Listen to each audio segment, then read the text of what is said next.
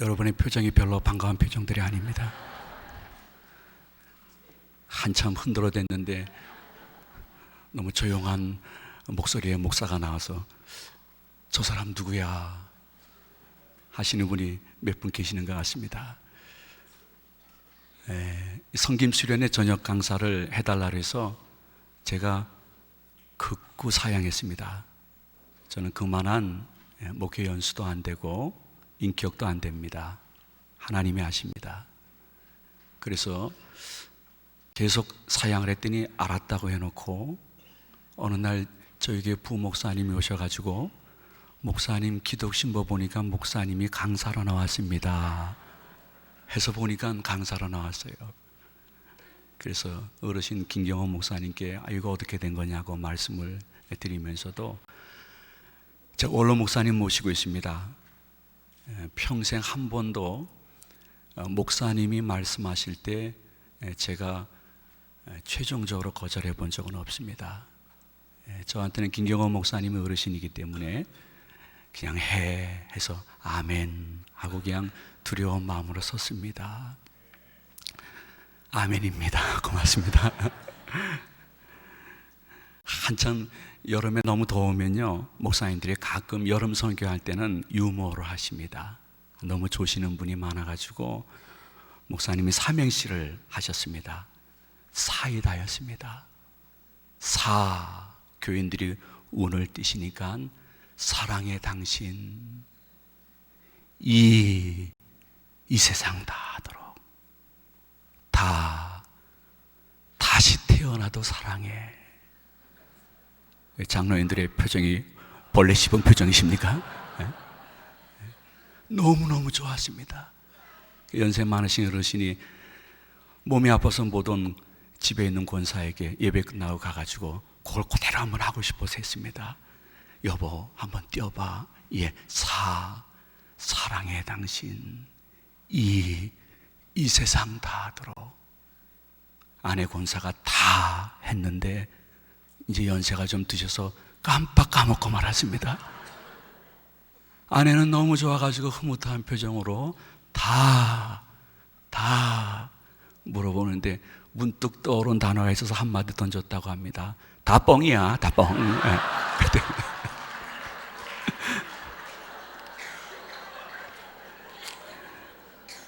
솔직히 장로님들 되시고 부인 권사님 집사님들 되시면 가끔 가다가 내가 왜 장로 됐나? 내가 왜 장로 부인인가? 이거 가끔 까먹을 때 있고요. 건망증이 있습니다. 그래서 어쩌면 하나님께서 이러한 좋은 성김 수련회를 허락하시고 여러분들에게 재충전과 재헌신의 시간을 주신 줄로 믿으시기 바랍니다. 이스라엘의 한 장로 몇 분이 에스겔 선지자님을 찾아오셨습니다. 이유는 지금 바벨론 포로에 있는데 장로인 우리들과 이 백성이 앞으로 어떻게 될 것인지 하나님의 뜻을 알기 위해서 찾아왔다고 본문에 말씀하고 있습니다. 근데 솔직히 이 몇몇 장로님들은 그의 신앙이 이미 혼합주의적인 신앙, 이중적인 신앙이 되고 말았습니다. 물론 환경이 바벨론 포로 때문입니다. 속으로는 하나님 믿지 않습니다. 또 집에 바벨론 신들이 다 있습니다. 그러나 겉으로는 에스겔에게 찾아와서 우리 민족을 향한 하나님의 뜻이 어디 있습니까? 이렇게 물어보는 아주 이중적인 모습을 보이고 있죠. 이러한 모습을 본문 7절에서 무엇으로 표현했을까요? 이러한 장로님들의 모습은 자기를 위하여 내게 묻고자 선지자에게 찾아오는 자들이다, 이렇게 말씀했습니다. 한번 따라서 하십니다. 자기를 위하여 하나님께 묻고자 목사님께 찾아오는 분, 그런 말씀이죠. 그들에게는 바벨론 포로 생활을 하면서 너무 오랜 시간이 지났어요. 보이지 않는 하나님이 신뢰가 안 되는 거예요. 근데 바벨론 와 보니까요, 번성하는 바벨론 중심에 보이는 신이 있었습니다. 황금으로 만든 독종, 개구리, 황소. 거기에 소원을 빌고 예언을 받는 그들의 앞날이 너무 형통한 것 같았습니다. 그래서 보이지 않는 하나님 너무 작아 보였습니다. 점점 물들어가기 시작했습니다. 그들의 신전 곁에 있는 늘 듣던 신접한 여인들의 예언이나, 그래, 선지자들의 예언이나 다 일반이다, 이렇게 장로님들이 생각했습니다. 무슨 말씀일까요? 나한테 좋은 말 해주는 것은 다 좋은 선지자다. 신접했던 에스겔 선지자든. 그런데 나와 내 가족에게 좀 좋지 않은 말을 하는 선지자들은 다 나쁜 선지자들이야. 하나님께서 그들을 보시면서 별로 더 이상 좋은 권면이나 교훈이나 예언의 말씀을 주고 싶은 마음이 없었습니다. 그래서 에스겔의 입을 다물게 했습니다. 하나님이 더 말씀하고 싶은 마음이 없었습니다. 그들의 마음과 삶과 우상을 정확히 아셨기 때문입니다. 하나님이 준비하신 것은 그들을 향한 징계와 그리고 형벌이었습니다. 말씀하시기를 너희의 우상의 수요대로 내가 보응하리라, 이렇게 말씀하셨습니다. 너희 각각 장로님 집에 있는 우상의 수요대로, 너희 가족과 너희 민족들 그 가정에 있는 바벨론의 우상의 수요대로 내가 모든 자를 보응하리라, 7절 8절에서 말씀하고 있습니다. 성경은 우리를 향한 하나님의 아름다운 예언대 되지만은 거울이 됩니다. 혹시 우리 장로요, 그리고 장로 부인으로서의 삶을 살아갈 때에 우리에게도 혹시 우상이 있지 않을까? 한번 조용한 이 저녁 시간에 자신을 자신 밖에서 한번 보는 것도 아름다운 유익이 될 것입니다. 물론 장로님 네 분이 이상한 형상의 우상을 섬기지는 않습니다. 그러나 무형적인 우상이 있을 수가 있습니다. 어쩌면 내가 당회 그리고 하나님의 교회를 앞장서 봉사하면서 지나친 내 주관적인 판단을 귀히 여기고 그것을 강조한다 하면 무형의 우상이 될 수 있습니다.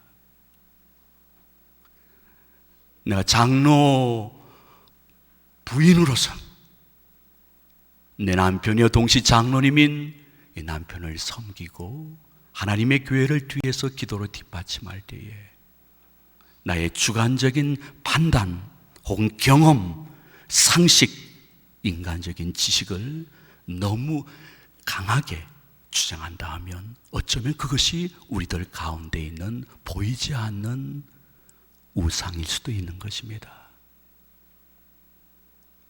의도적으로 그렇게 하지는 않습니다.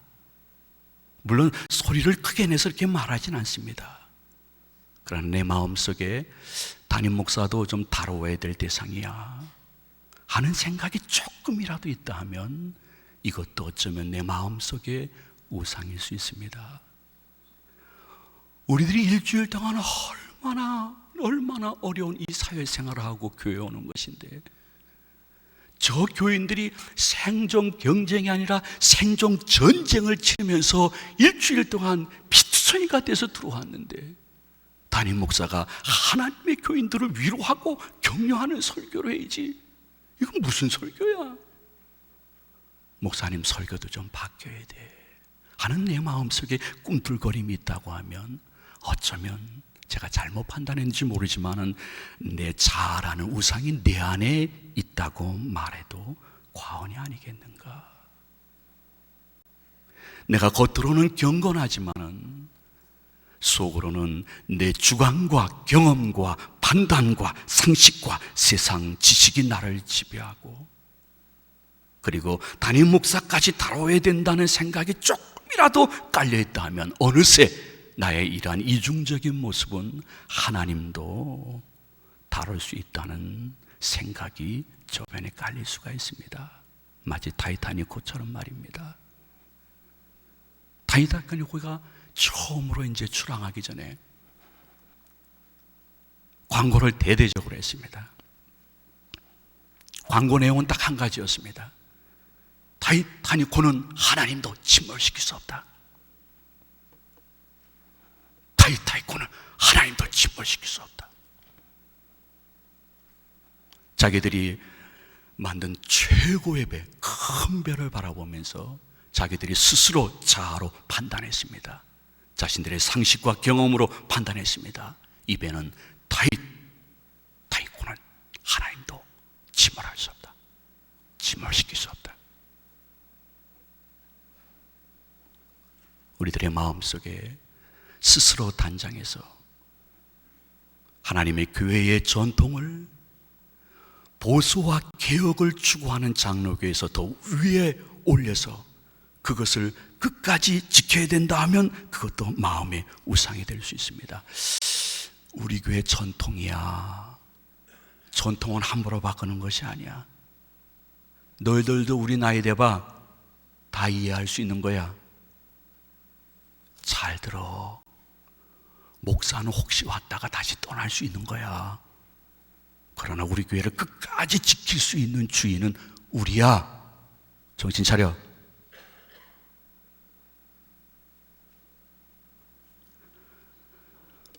우리들의 마음속에 자리 잡고 있는 지나친 자아와 혹은 목사나 하나님까지도 내 판단에 의해서 다스릴 수 있다는 생각을 조금이라도 갖고 있다 하면, 그리고 이것이 교회의 전통이기 때문에 바꿀 수 없다고 하면, 어쩌면 우리 마음속에는 변화를 두려워하는 마음이 있는 평신도 지도자가 아닐까 한 번쯤 생각하는 것도 유익할 수가 있습니다. 장로교회는 보수주의가 아닙니다. 장로교회는 보수와 성경이 허락하는 한 개혁이 병행하는 것이 장로교회인 것입니다. 저는 그렇게 생각합니다. 한국교회 목사가 변해야 산다. 저는 90% 인정합니다. 그리고 그 책임을 통감합니다. 그러나 10%를 말씀을 드린다 하면 한국교회 장로님들도 변해야 살고 있고 새 힘을 얻을 수 있고 청소년, 청년, 젊은 집사들이 힘을 얻고 하나님의 교회를 사랑하고 복음에 미칠 수 있다고 생각을 합니다. 우리들의 모습을 우리 밖에서 잠시 보면서 이 말씀이 해당되지 아니하면 하나님께 영광 감사를 드릴 것이요, 나에게 혹시 그러한 부분이 있다 하면 기독교의 핵심으로 돌아가야 됩니다. 기도의 핵심은 두 가지입니다. 기독교는 첫째, 하나님이 나를 지켜보고 계신다. 둘째, 나도 성경을 통해서 하나님을 바라본다. 어떤 때는 하나님의 눈치를 본다. 그 기독교의 핵심입니다. 성경이 말하는 장로님 네 분의 자세는 무엇일까? 이것이 중요한 것입니다. 성경이 말하는 장로님 네 분의 자세, 그리고 중심은요, 출애굽기 18장 13절 이하에 나와 있습니다. 장로교회는 당의 정치입니다. 물론 교회의 머리는 구주 예수님이십니다.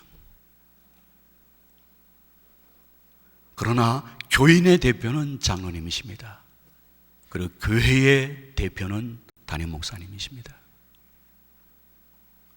이러한 분들이 모여있는 것이 당회겠죠. 이 당회에서는 다수결 원칙에 의해서 공동 의결하는 대의 정치 체제를 택하고 있습니다. 다수결 원칙에 의해서 공동 결의하는 대의정치 체제는 굉장히 장점도 있지만 혹 단점도 있을 수가 있습니다.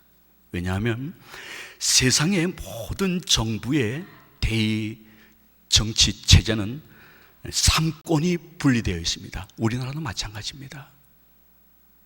그러나 놀랍게도 장로교회의 당회 정치 체제는 삼권이 당회에 있습니다. 어떻게 보면 절대적인 권한이라고 볼 수가 있습니다. 그러므로 혹시 우리들이 우리 교회 더 민주적으로 발전하고 변화가 돼야 돼, 이렇게 함부로 말하는 것을 조심하셔야 됩니다. 지금 있는 우리 교회가 더 민주적으로 발전하려고 그러면 삼권 중에 한 가지 권한만 당연히 가져야 됩니다. 민주정치 체제가 그렇습니다. 그럼 두 가지 당연히 갖고 있는 권한은 다른 체제나 모임에게 나눠줘야 되는 것입니다. 이러한 공동지도 체제라는 대의정치가 장점도 있지만 단점도 있을 수가 있습니다. 그럼에도 불구하고 우리가 마음속에 기억해야 될 것은 이러한 체제로서 하나님의 교회를 이끌어갈 때에 출애굽기 18장 13절 이하에서 그 방법론을 말씀해 주고 있습니다. 여러분 잘 아시죠? 모세의 장인 이드로였습니다. 하루 종일 아침부터 저녁까지 혼자 재판하는 모세가 그리 선이 보이지 않았습니다. 자네 그러다가 자네도 지치고 백성들도 기다리다가 다 지쳐. 이것은 자네가 혼자 할 수 있는 일이 아니야. 이제 좀 정치 체제를 바꿔야 돼. 모세야, 잘 들어봐요. 제덕이 겸손된 자, 하나님을 두려워하고 진실무망하고 불의한 이득을 취하는 것을 거절하는 사람들을 한번 뽑아. 그래서 너희의 그 고난을 1000부장, 100부장, 50부장, 10부장 세워서 나눠줘. 그리고 출애굽 18장이 제일 우리들에게 조명해주고 있는 중심은 무엇이냐 하면 이제부터 큰 일, 어려운 일, 그거는 지도자 모세가 해. 그리고 작은 일, 그리고 충분히 재판할 수 있는 객관적인 상황과 구체적인 충분히 이해할 수 있는 상황은 1000부장부터 10부장이 맡아서 재판을 하도록 해. 그것이 하나님의 뜻이야. 이렇게 말씀하셨습니다. 모세도 지도자입니다. 백성 중에 대표로 뽑힌 1000부장 그리고 10부장까지 다 지도자입니다. 그러나 성경이 말하는 대의정치 체제는 큰일, 너무 결정하기 힘든 일, 그런 일은 모세에게 맡기라는 것입니다. 그리고 넉넉히 객관적으로 피차 이해할 수 있어 합일될 수 있는 일, 그것을 자원하는 마음으로 역시 백성의 대표인 1000부장과 10부장이 감당하게 되면 백성들도 기뻐하고 모세와 평신도 지도자들도 힘을 얻고 하나님도 영광을 받으시는 것이야. 이것이 당회 정치의 성경적인 시작이라고 볼 수가 있습니다. 당회는 하나님의 대변자입니다. 동시에 당회는 교인의 대변자가 되어야 됩니다. 너무 책임이 막중합니다. 이것은 일개 대통령이 갖고 있는 책임보다 더 막중한 책임입니다. 만왕의 왕, 만주의 주 하나님께서 피 흘러 그 값으로 사신 하나님의 교회를 어거해 나가야 될 이 막중한 당회의 사명, 하나님의 대변자, 교인들의 대변자. 그래서 교인들이 주일이 기다려주고, 야, 얘야, 야, 손주, 손녀, 얘야, 너희들 커서 꼭 장로님 되라. 너 장로님 부인 되라. 내가 그렇게 기도할게. 그래서 존경받는 장로님이 되어서 담임 목사님이나 모든 당회원들이 많은 교인들에게 본이 되어지는 아름다운 교회를 만들어가는 성경적인 근거는 큰일, 그리고 어려운 일은 담임 목사님께 최종 결정권을 줄 수 있는 아름다운 성경적인 근원들. 그러나 충분히 나눌 수 있고 합의될 수 있는 일은 합의해서 자원하는 마음으로 구체적으로 실행해서 교인의 대표의 모습을 보여줄 수 있는 당회원들. 그러한 당회가 어찌 그리 아름다운지요. 하나님이 성경을 통해서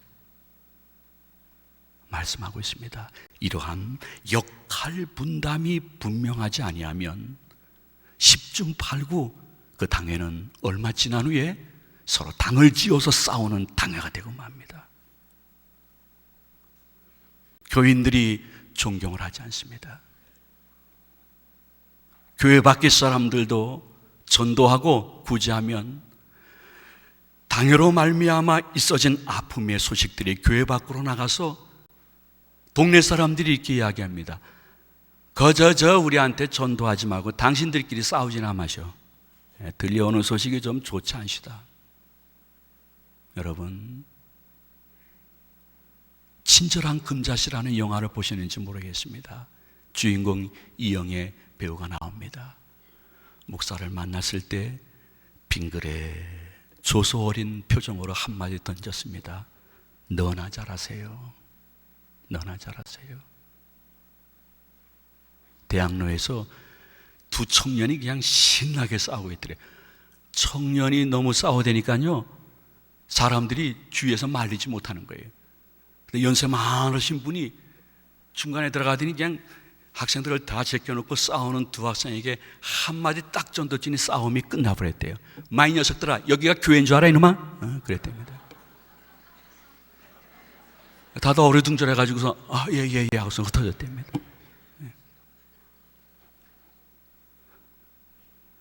하나님의 한국교회가 천주교 불교보다 내가 종교를 택하고 싶으면 어느 종교를 택하느냐 하는 부분에서 삼위로 떨어진 여러 가지 이유 중에 하나는 평신도들에게 있는 것이 아닙니다.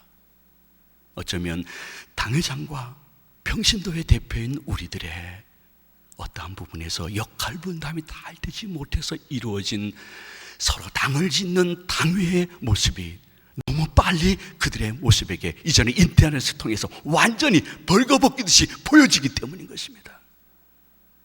그들이 이렇게 얘기한, 난 그것을 믿지는 않습니다. 이 말은 그들이 우리를 향한 비판을 위한 비판에 불과합니다. 그러나 한번 장로님들이나 부인 되시는 분들 들어보세요. 그들이 우리 보러 뭐라고 하냐면 글로 표현하고, 그들이 또 만나서 이야기할 때 기독교를 개독교라고 합니다. 목사를 목사라고 합니다. 목사. 장로, 그 장로들은 교회 주식회사 이사들 아니야? 이렇게 이야기합니다. 권사, 그 똥 싸지 무슨 권사야? 교인들 이중인격자야. 아주 치배어버립니다. 물론 저는 그러한 비판을 위한 비판을 깊게 우리 마음속에 들어서 뭐 좌절하자는 얘기는 아닙니다. 그러나 그러한 말이 나올 수 있는 원인을 살펴보고 지금까지 이만큼 평안한 당회가 된 것을 감사하시면서 계속해서 사단은 교회 밖의 사람들에게 관심이 없습니다. 이미 교회 밖의 사람들은 자기 수하에 들어왔는데 뭘 그렇게 관심을 갖겠습니까? 교회 안에 사람들 중에 당회장과 당회원들을 흔들어서 거기에서 썩은 냄새를 나게 하면 그 교회 쉽게 무너뜨릴 수 있다는 것을 너무나 악한 영이지만 괴계로 알고 있음을 기억하시면서 우리는 출애굽기 18장을 통해서 한 가지를 분명히 마음속에 간직해야 됩니다. 당회장과 당회원 네 분의 관계는 천생연분이 되어야 되느냐, 아니면 평생 원수가 되어야 되느냐, 이거에 따라서 우리 교회와 한국교회의 미래가 달려있는 것입니다. 주 여호와의 말씀입니다.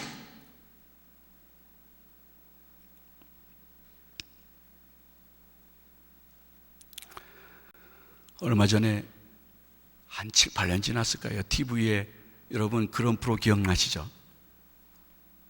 할아버지 할머니들이 나오셔가지고 할머니가 이제 이렇게 막 그 퀴즈 하면 먼저 이렇게 단어 보고서 할아버지한테 손짓 발짓으로 막 하는 거 말이에요. 할머니가 딱 보았더니 너무너무 좋은 단어고 우리 노부부의 모습이기 때문에 빙그레 웃으면서 됐다 했습니다. 무엇이냐면 천생연분이었습니다. 그래서 할아버지한테 빙그레 웃으면서 우리 사이, 우리 관계 말이야. 이 할아버지가 가만히 있더니 왼수 그러셨습니다. 예. 그 할머니가 당황을 하신 거예요. 할머니 당황해가지고 아니 우리 사이 네 글자 했더니 할아버지가 가만히 생각해 보더니 평생 왼수 그랬다는 말이 있습니다. 당회원과 당회장 사이가 평생 왼수가 되느냐 아니면 천생연분의 관계가 되느냐, 이것은 예수님의 보혈로 사신 하나님의 교회에 생사가 달려있고 예비신자들이 종교를 택한다 하면 난 기독교를 먼저 제일 택하고 싶어. 교회를 다닌다 하면 그 교배보든 그 장로님 그 다니는 교회 다니고 싶어.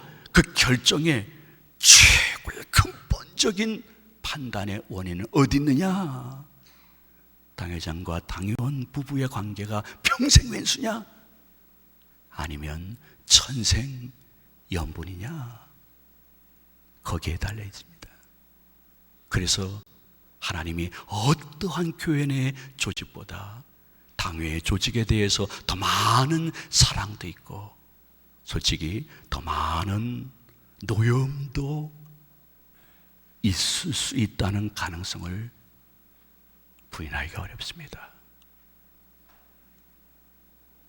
그럼 과연 우리들의 관계가 어떻게 평생 천생연분의 관계가 될 수 있을까? 그래서 우리들의 마음을 조금 열고요, 지금도 이 자리에 오신 분들은 너무너무 잘 아시는 분들이지만은 그럼에도 불구하고 한 가지 기억해 주셔야 될 것은 담임 목사의 설교 속에 장로님들이나 교인들을 지적하는 말씀이나 회개를 촉구하는 말씀을 하시면요, 마음속에 존경하는 마음을 갖는 것이 너무너무 중요한 천생연분 관계의 근본이라고 볼 수가 있습니다. 본문 9절 말씀해 보니까요, 하나님께서 에스겔 선지자를 통해서 자, 이러한 장로님은 되지 말라 하고 말씀했는데 어떠한 말씀인고 하니 선지자가 유혹을 받고 말하지 않게 해야 된다 그랬습니다. 이 말 거꾸로 말씀드릴까요? 선지자가 유혹을 받고 말하게 하지 않아야 이 아름다운 천생연분 관계는 오래오래 성령의 도움 속에 유지가 될 수 있다는 것입니다. 그런데 만약에 담임 목사가 일부 장로님들의 끈질긴 유혹을 받고 하나님이 원치 아니하는 말을 하거나 원치 아니하는 타협을 하거나 사역을 하게 되어지면 9절 중반절과 하반절 말씀해 보니 제일 먼저는 하나님께서 그 선지자를 직접 유혹한 것 같은 결과를 줄 거라고 말씀하셨습니다. 무슨 말씀인가 하니 더 그렇게 얘기해. 너 그렇게 계속 야합해, 타협해. 그리고 내 손이 내가 너를 멸할 거야. 그래서 그렇게 살아가는 선지자의 삶이 하나님이 유혹한 것 같은 느낌이 들 수 있을 정도로 선지자에게 벌을 내리겠다 했습니다. 그러니까 선지자가 하나님의 말씀을 선포하지 못하고 10번 설교하는데 10번 다 평안을 빌고 축복만 빌고 잘 될 것이라고 적극적인 사고를 가지라고 긍정적인 생각을 가지라고 이 설교만 10번 계속 하게 된다 하면 하나님이 보시고 잘한다, 잘해, 이제 내가 더 이상 그 설교 못 듣겠다, 내 손이 너를 멸할 거야, 이거 제 말이 아니라 성경이 말씀한 것입니다. 그리고 본문 10절 말씀에 보면 선지자가 유혹을 받아 말을 하게 되어지면 유혹을 받은 선지자나 유혹게 한 몇몇 장로님이나 부인, 가족들을 향하여 하나님이 친히 손을 대실 것을 1.1에게도 감지 못할 하나님의 말씀을 하셨습니다. 비참망하는 것입니다.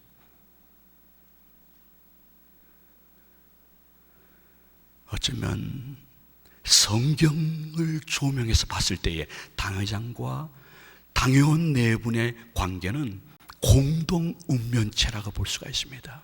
우리는 공동 운명체입니다. 흥하면 같이 흥할 것이고 하나님의 진노를 받으면 같이 받을 것이고 그 영향이 우리 가족과 우리 교인들에게 임하는 우리는 공동 운명체입니다. 우리는 여당도 없어야 됩니다. 야당도 없어야 됩니다. 우리는 다 예수 안에서 예수당으로 하나 되어서 주의 종이 하나님의 말씀을 담대히 축복도 하지만은 때로는 권면도 할 수 있고 회개도 촉구할 수 있고 회개의 열매를 이것으로 드려야 된다 말할 수도 있는 우리들의 관계가 되어야 된다는 것입니다. 물론 본문 말씀을 유심히 보게 되면 하나님께서 이럴 때 내리는 징계는 더 큰 징벌을 막기 위함이요 더 큰 아픔이 있기 전에 피차간에 화합하기 위함이지만은 그럼에도 불구하고 수술을 받게 되면 몸은 낫습니다. 그러나 상처는 오랫동안 아니 영원히 몸속에 간직되어집니다. 마찬가지입니다.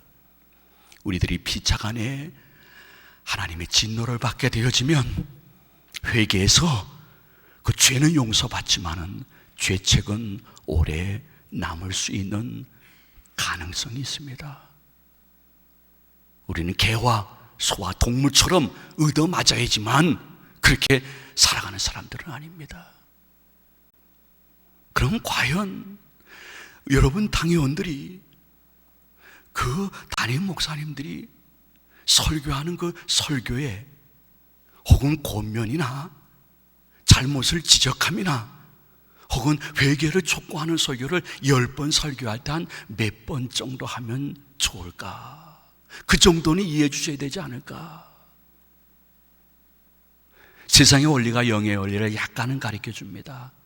여러분 중에 야구를 좋아하시는 분이 계신지 모르겠습니다. 프로야구 선수 가운데 남성이고 야구를 좋아하는 분이라면 누구나 구단을 초월해서 좋아하는 선수가 하나 있습니다. 그 선수가 양준혁 선수입니다. 그 모습이라든지 그 태도가 남성다워서 남자들도 팬이 많지만 여자들도 꽤 있습니다. 그러나 양준혁 선수가 그렇게 인정을 받고 사랑을 받고 많은 사람들에게 존경을 받는 이유는 그는 3할타자입니다. 3할타자라는 것은 10번 나와서 타격을 하면요 그 중에 3번 안타를 치면 3할타자예요. 3할타자는 한국 프로야구 세계에서 누구나 다 존경하고 귀히 여기고 좋아하고 사랑하는 사람입니다. 3할타자가 인정받는 것이 야구의 세계입니다. 저는 하나님의 교회도 마찬가지라고 합니다. 제 비록 나이 어리지만은 이제 30년째 목회를 시작합니다. 12월 9일이면 30년이 돌아옵니다.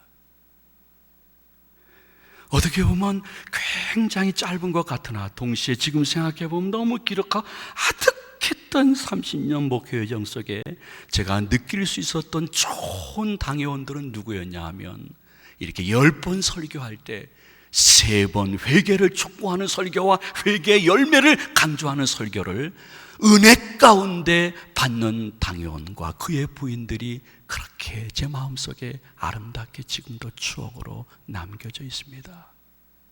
지금 한국교회의 문제는 무엇이냐 하면 담임 목사님들이 장로님들과 부인의 죄송합니다 눈치 아닌 눈치를 보고 있습니다. 여러분들은 그렇게 생각 안 하실지 모르지만은 저부터도 마찬가지입니다. 우리 장로님 4분 여기 37명 와 계십니다.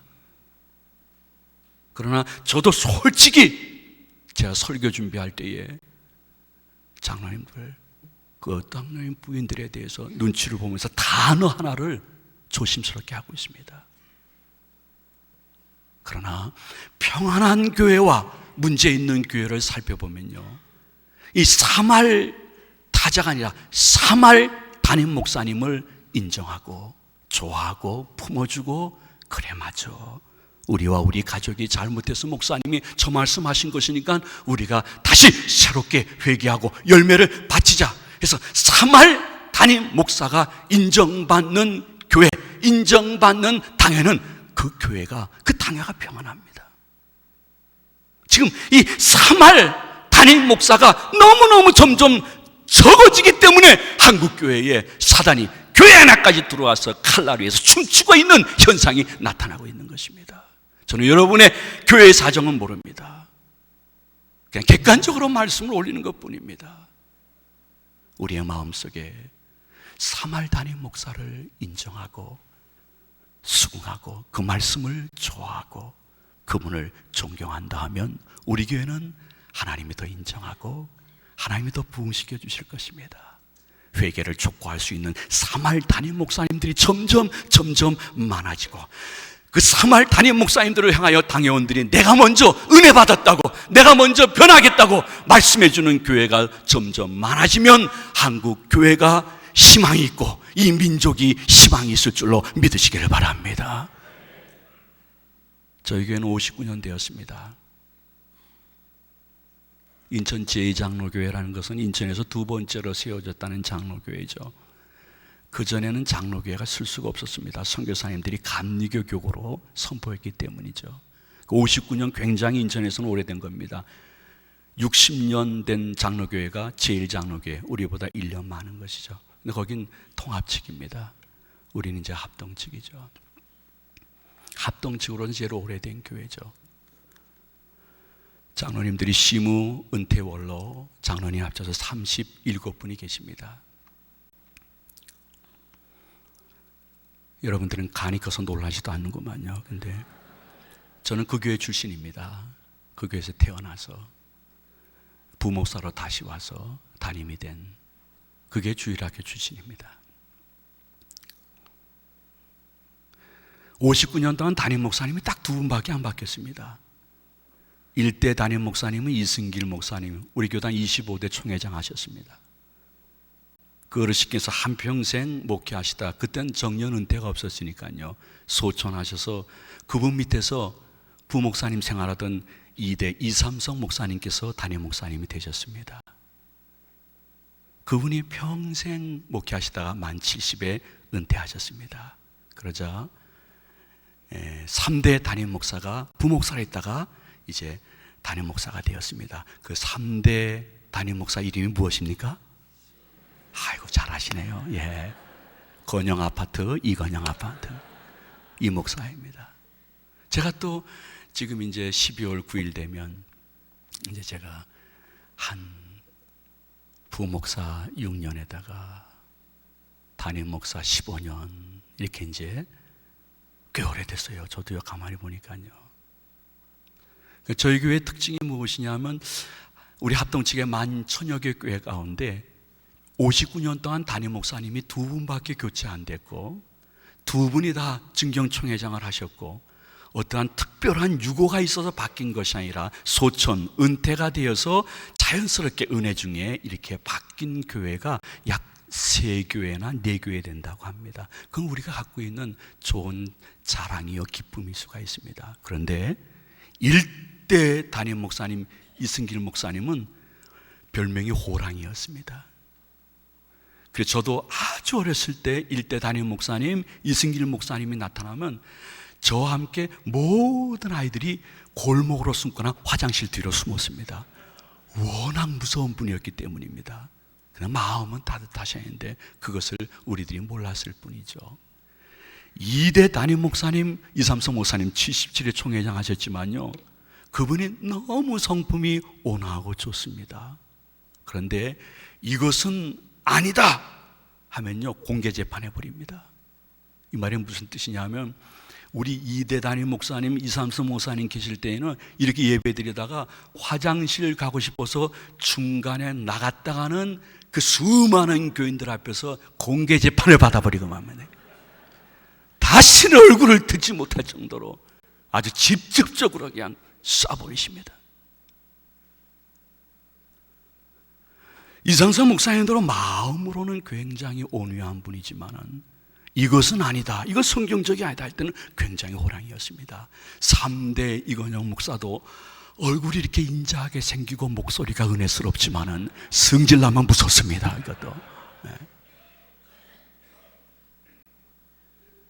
제가 이렇게 말씀을 드리려고 하는 것은 이유는 딱 한 가지입니다. 그래서 1대나 2대나 3대나 솔직히 이건 아니다, 이것은 교회의 본연의 모습이 아니다 생각이 들어서 10번 설교할 때 한 3번 정도 잘못을 지적합니다. 회개를 촉구합니다. 때로는 구체적으로 말하지 못하도 어느 주제를 분명히 얘기해서 이것이 여러분과 저의 아버지 하나님 앞에서의 잘못입니다. 회개해야 됩니다. 당회원도 회개해야 됩니다. 권사님 안수이사님도 회개해야 됩니다. 저는 더 회개해야 됩니다. 회개 설교할 때에 그 사마를 우리 교회 장로님 내분들은 받아주십니다.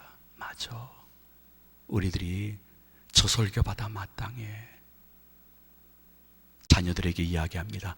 먼저 우리가 이 부분에 대해서 본을 보여야 될 장로님 가족인데 우리가 더 본을 보이자. 그래서 가끔 이렇게 뿔난 사람이나 이단 사이비들이 우리 교회에 들어와서 흔들고 한번 넘어뜨려 보려고 들어왔다가 한 길로 왔다가 7길로 그냥 물러가 버립니다. 아유, 이 교회는 안 돼, 이 교회는 안 돼. 여러분, 사말 타자가 아니라 담임 목사를 그럼에도 불구하고 인정하고 포용하고 좋아하고 존경하니 장로님 가족이 먼저 복을 받습니다. 그리고요, 우리 교회는 인천에서 최후로 남은 낙후지역입니다. 와보면 이런 데서 교회가 될 수 있을까? 온통 가게고 온통 작고 큰 공장입니다.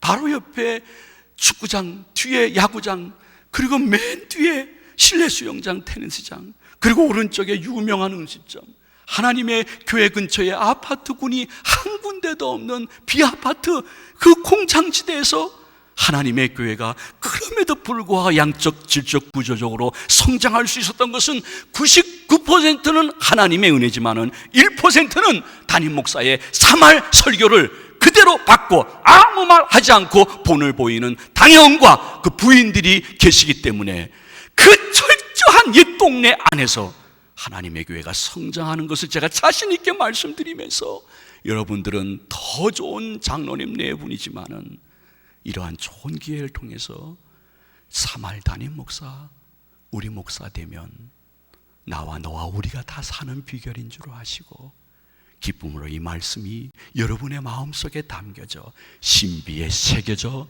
여러분의 새로운 인격과 당연 내분의 성품이 되어지는 은혜가 계시기를 바랍니다. 성찬이 있기 때문에 더 많은 말씀을 드릴 수는 없습니다. 그럼에도 불구하고 천생연분의 관계는 설교 부분도 그렇지만은요, 목사님들 너무 단순해가지고 실수가 많습니다.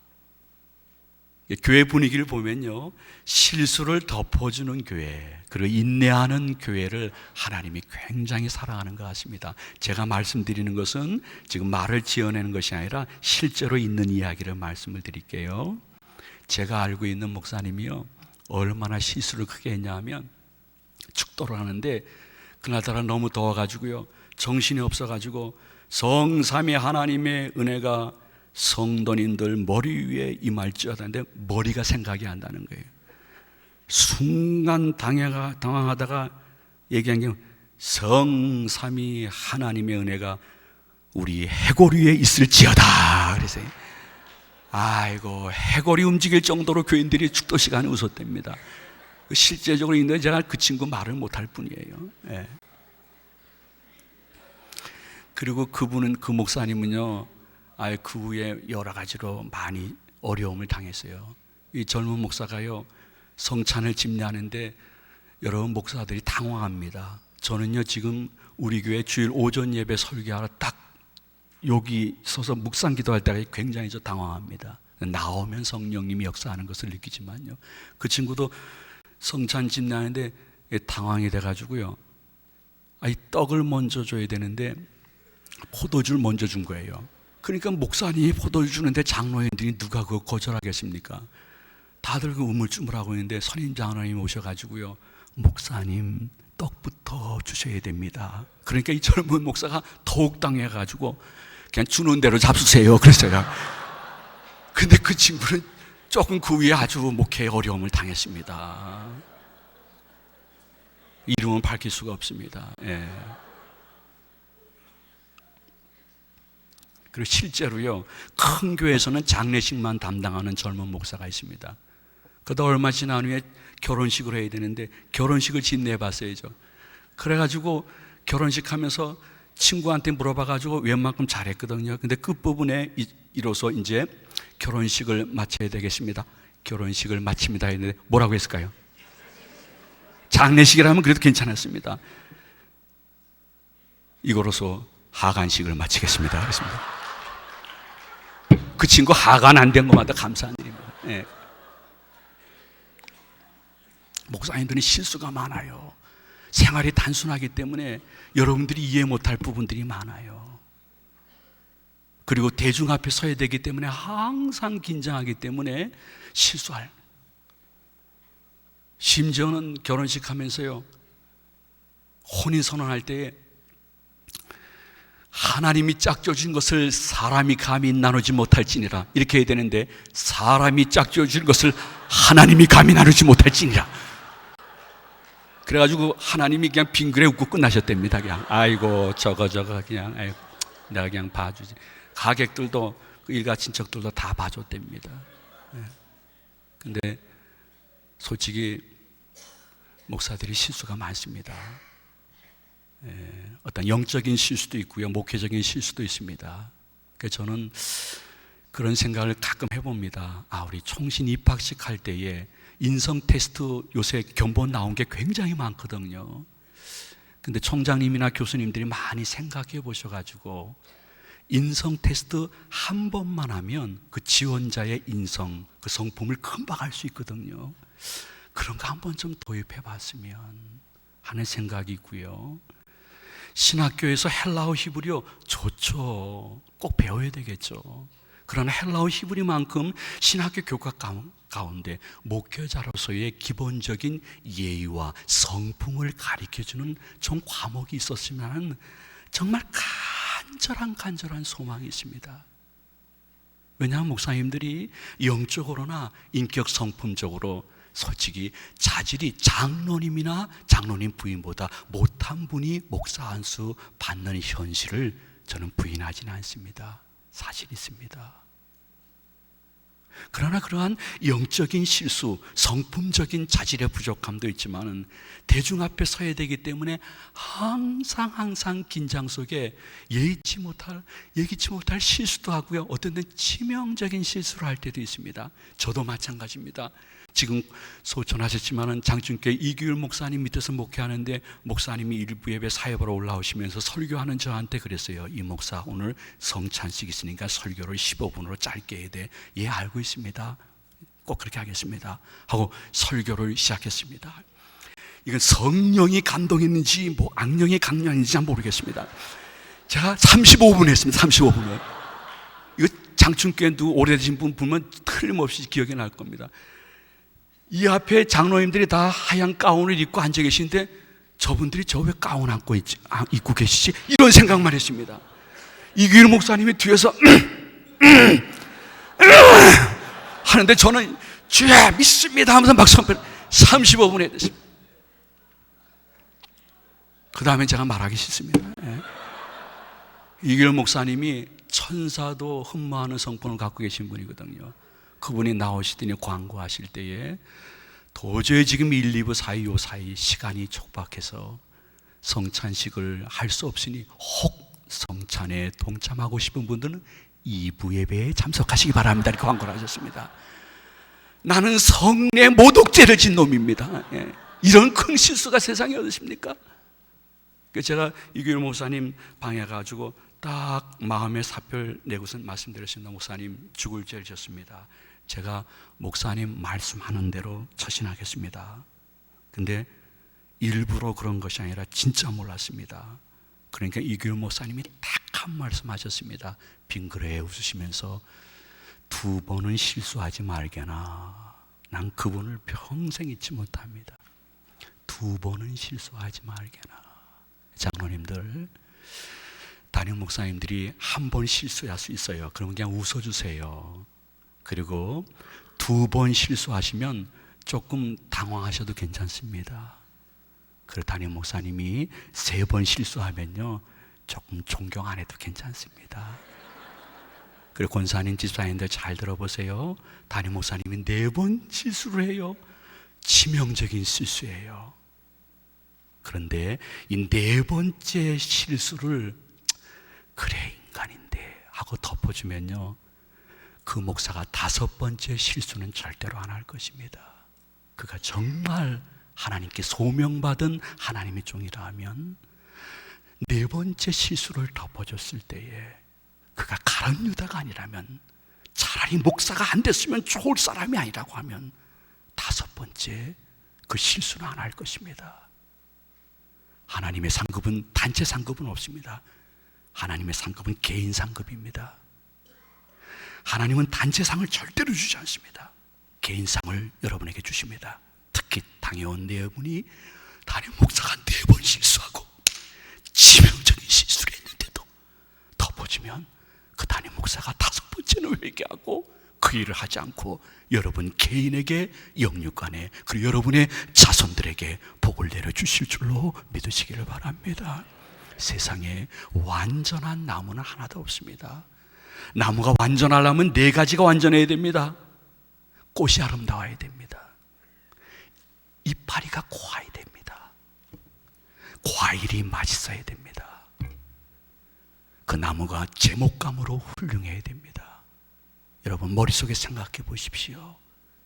이 4가지가 완벽한 나무는 단 한 그루도 없습니다. 마찬가지입니다. 평신도님들도, 장로님 4분들도, 심지어 주의 종이라는 목사도 결코 완전한 사람들이 아닙니다. 절대 선한 목사 없습니다. 절대 악한 목사 없습니다. 그러면 우리가 목사님과 아름다운 동행을 하며 천생연분의 관계를 가져서, 복은 어떻게 보면 만드는 것이 아니라 받는 것이거든요. 복을 받으려면 복 받을 일을 하면 되는 것이거든요.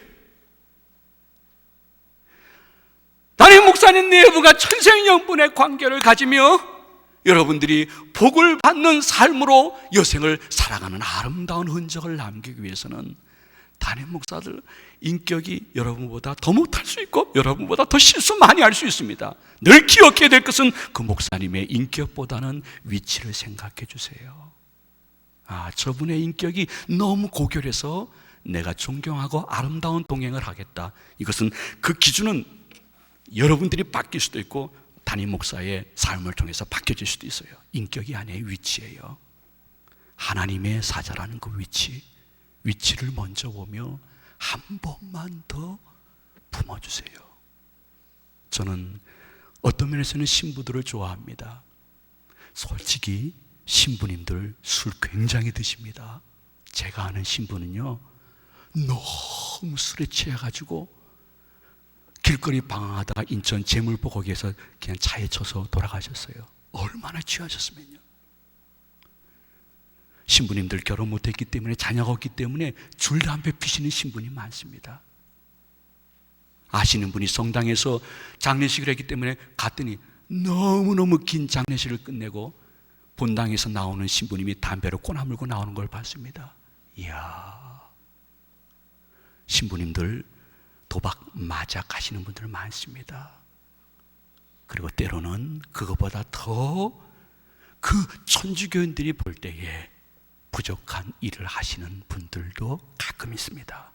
그러나 모든 천주교인들은 신부님의 인격을 보지 않습니다. 그 위치를 봅니다. 아, 우리들의 영적인 아버지인데, Father. 인격을 보면 덮을 수 있고, 위치를 보면 덮을 수 있고, 위치를 보면 이해할 수 있고, 한 번 더 용서할 수 있고, 한 번 더 품어주신. 여러분들이 갈라디아서 4장을 보게 되면 놀라운 말씀이 나옵니다. 사도 바울의 직접적인 고백입니다. 14절. 아하, 갈라디아 교회 장로님들, 교인들, 여러분들이 시험 들 이유가 제 육체에 있습니다. 이렇게 고백했습니다. 여러분 잘 아시죠? 바울의 육체를 아시죠? 키가 작았어요. 얼굴은 아주 날카로운 교수님 같았어요. 그리고 참 못생기셨어요. 그리고 갈라디아 교회 장로님들과 대부분의 교인들보다는 연세가 조금 적으셨어요. 때로는 많이 적었어요. 물질 만능주의 세계 속에서 이 바울은 돈이 없었어요. 건강도 얼마나 나빴는지 몰라요. 그 로마서를 너무 심한 안지를 갖고 합병증 때문에 자기가 쓰지 못하고 대피를 시켰어요. 이 심한 안지는 그냥 합병증이 되어서 바울이 지나가게 되면 많은 사람들이 아이고 종합병원 지나가시네, 종합병원 지나가시네. 믿지 않는 사람들이 존경할 만한 아무런 모습이 그의 육체에 없었어요. 모든 면에서 봤을 때 바울은 장로님들과 성도님들에게 존경받을 외부적인 조건이 전혀 없었어요. 그러나 갈라디아서 4장 14절 말씀에 보면요, 바울이 고백하잖아요. 갈라디아 교회 장로님들, 성도님들 너무 고마워요. 그럼에도 불구하고 나를 떠나지 아니하고 나를 버리지 않은 거 고마워요. 그럼에도 불구하고 나를 하나님의 천사처럼 예수 그리스도처럼 영접해 주신 것 너무 고마워요. 아마도 일부 장로님 부인들께서는 내가 어떠한 상황이 벌어졌을 때 나를 위해서 목이라도 내줄 준비가 되어 있는 것을 제가 알고 있으니 그저 하나님께 영광 돌리고 여러분들을 위해서 진하게 기도할 수밖에 없다는 고백이 기록되어 있지 않습니까? 어쩌면 여러분들이 섬기고 있는 담임 목사님 내여분들이 바울보다 더 못한 육체적인 조건을 갖고 있을 수가 있어요. 그러나 잠언 16장 9절 말씀에 보면 사람이 마음으로 자기의 길을 계획할지라도 그 걸음을 인도하시는 분은 여호와신 거예요. 여러분들이 지금 섬기는 그 교회에 있는 것은 우연이 아니에요. 우연이라는 것은 불교에서 쓰는 용어예요. 여러분들의 발걸음을 인도하셨고 여러분들이 장로님이 되시고 권사님이 되시고 집사님이 되신 것은 우연이 아니에요. 여러분들이 마음으로 자기의 길을 계획할지라도 그 걸음을 인도해서 그 교회 가게 하는 것 여호와 하나님이요, 그 직분 맡게 한 것 여호와 하나님이에요. 그러면요, 여러분의 담임 목사님도 우연히 지금 그 교회 온 거 아니에요. 역시 그 담임 목사 네 분의 발걸음을 인도하시는 여호와 하나님의 강권하심에 의해서 오신 것이에요. 그러므로 우리는 우연히 만난 사이가 아니에요. 하나님이 그러한 관계로 창세전부터 예비하시고 때가 참에 이 교회를 담임 목사 내외로, 장로 내외로 섬기게 하신 것을 기억하시면서 한 번 더 눈 감아주시고 한 번 더 덮어주시고 한 번 더 용서하시고 아내와 자식에게 우린 이렇게 해야 된다 말씀 주시고 그걸 하나님이 이렇게 보시고 계시는 거예요. 시편 11편 4절 말씀해 보니 여호와께서 그 성전에 계시니 여호와의 보좌가 하늘에 계시며 그 눈이 우리를 통촉하시고 그 안목이 저희를 감찰하시는도다. 우리를 지켜보고 계시는 것이에요. 지켜보신 하나님께서 그럼에도 불구하고 같이 아름다운 동행을 하며 어떻게 해서라도 천생연분의 관계를 가지려는 장로님과 그 가정을 보면서 흐뭇해 하시는 거예요. 행복해 하시는 거예요. 그래서 때로는 기도하지 않았던 기도 제목까지 그 장로님 네 분과 가족들에게 허락해 주시는 것이죠. 그리고 하나님이 주시는 선물 중에 그러한 장로님 네 분에게 주신 최고의 선물은 그때부터 좀 늦더라도 같이 가는 은사가 임합니다. 일보다 관계를 더 우선하게 됩니다. 열정도 있지만 냉정의 은사를 받습니다. 목사님은 어떻게 생각하실까? 목사님의 이 실수를 내가 어떻게 할까? 한 번만 더 덮어야지. 성령이 하실 일인데. 장로라는 단어는 유대적인 배경이 있습니다. 그거는 지도자라는 의미가 담겨져 있습니다. 그러나 장로님을 다른 단어로 또 하나 씁니다. 감독이라는 단어를 씁니다. 감독은 헬라적인 문화 근거가 있습니다. 감독이라는 것은 무엇이냐 하면 모든 평신도들과 목사를 보살피시고 그리고 덮어준다는 의미가 담겨져 있습니다. 그러므로 장로라는 단어에는 아버지의 모습이 담겨져 있습니다. 감독이라는 단어에는 어머니의 덮어주는 모습이 담겨져 있습니다. 사단은 여러분의 교회에 지금 갓 등록해서 1, 2개월 된 교인들에게 별로 관심이 없습니다. 그들 건드려봐야 우리 교회에 큰 악영향을 끼칠 수 있는 능력이 없고 권한이 없다는 걸 알고 있기 때문입니다. 하나님의 한국교회에서 일어나는 모든 아픔, 그리고 오해, 분열, 다툼, 그것의 90%가 담임 목사님과 당회원의 관계에서 시작됩니다. 당회원과 당회원의 관계에서 시작이 됩니다. 그러므로 최소한도 이 밤에 이 자리에 계신 저와 여러분들은 사단의 주 공격 대상 중에 최고의 대상인 것입니다. 영적인 분별력을 가지고 자신을 바라보면서 기억해야 될 것은 주여, 누가가 흑인 의사 누가가 평생 사도 바울과 함께 천생연분으로 아름다운 동행함으로, 이야, 바울이 고백하죠. 노년에 누가만 남았구만. 누가만 남았구만. 사랑하는 장로님들과 부인들께서 먼저는 하나님이, 그 다음은 동역하던 목사님께서 어느 날 삶의 마지막 부분 해넘어갈 때에 어느 장로님은 끝까지 동역했네. 저분은 지배자가 아니었고 지도자였어. 저분은 유혹자가 아니었고 동역자였어. 저 장로님은 끝까지 누가처럼 나와 함께 남았네.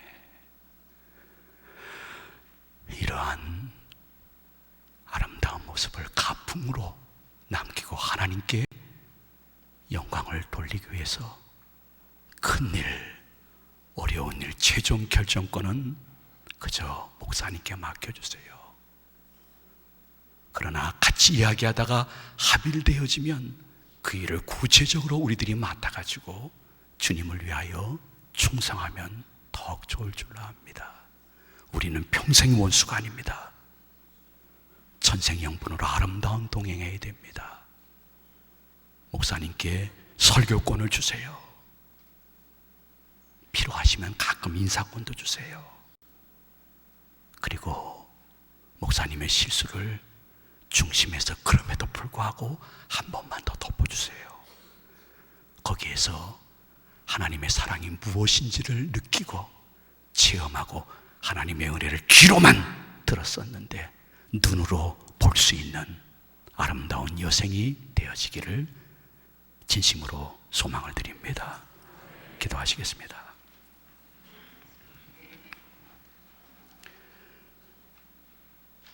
귀 있는 자는 성령이 교회들에게 하시는 말씀을 들으라고 했는데,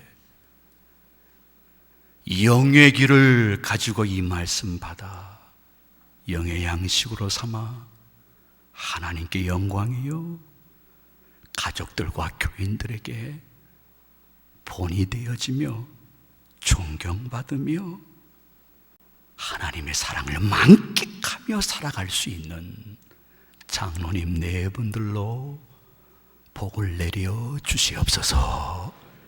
우리 성찬 예식하고 합심 기도할 때에 성령님, 우리를 다시 한번 강하게 붙들어 주시옵소서. 직분자가 아니라 사명자로 거듭나는 복된 밤으로 성별시켜 주시옵소서. 나사렛 예수님의 이름으로 기도하옵나이다. 아멘.